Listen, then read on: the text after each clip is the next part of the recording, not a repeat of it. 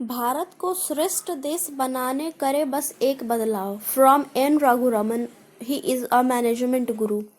इस सप्ताह जब मैं दिल्ली के T2 एयरपोर्ट पर था, मेरे पास काफ़ी समय बचा था क्योंकि मेरी फ़्लाइट लेट हो गई थी। आमतौर पर मैं देरी से परेशान नहीं होता।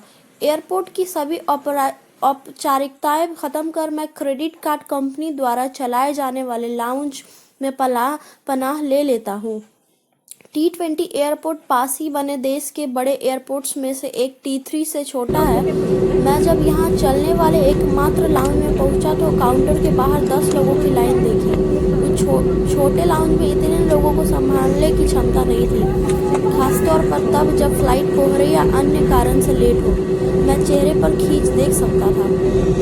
पूछने पर पता चला कि जो लोग अंदर हैं उन्होंने पहले ही खाना खा लिया है, लेकिन वे अब भी अंदर हैं क्योंकि उनकी फ़्लाइट लेट है और वे प्राइवेट क्यूबिकल में किताबें पढ़ रहे थे ताकि सार्वजनिक जगह पर ना बैठना पड़े, जहाँ शायद ही सोशल डिस्टेंसिंग का पालन होता है, जो कोरोना के समय में ज़रूरी है।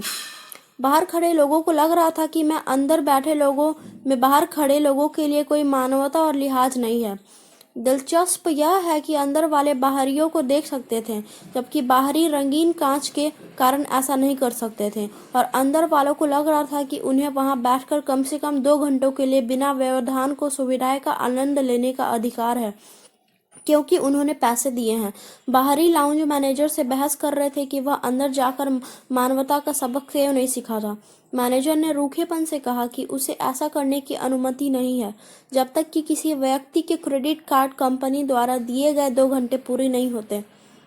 फिर अचानक एक फ्लाइट चलने को तैयार हो गई और अंदर से कुछ लोग बाहर आ गए और सभी बाहरियों को अंदर बैठने की जगह मिल गई, जिनमें मैं भी था। लेकिन फिर 11 लोगों की एक नई लाइन बन गई, जिससे उन बाहर वालों के लिए हम अंदर वाले बन गए।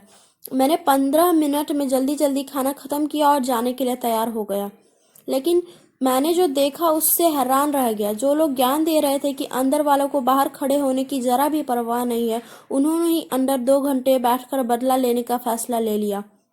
दुर्भाग्य से जिनसे ये बदला लेना चाहते थे वे पहले ही प्लेन में बैठ चुके थे और उन्हें खबर तक नहीं होती कि उनसे तथाकथित बदला लिया जा रहा था।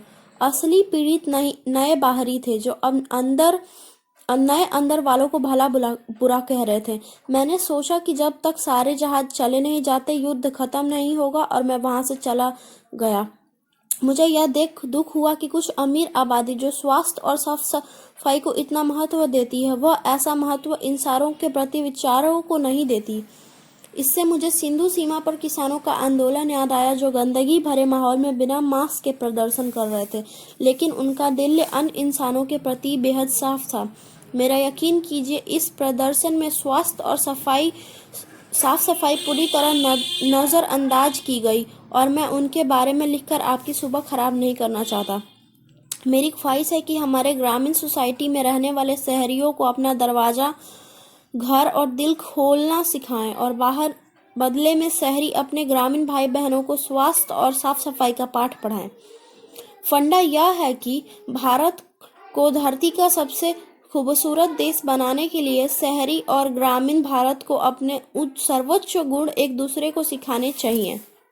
Thanks. And he is N. Raghuraman, and he is a management guru, raghu@dpcorp.in.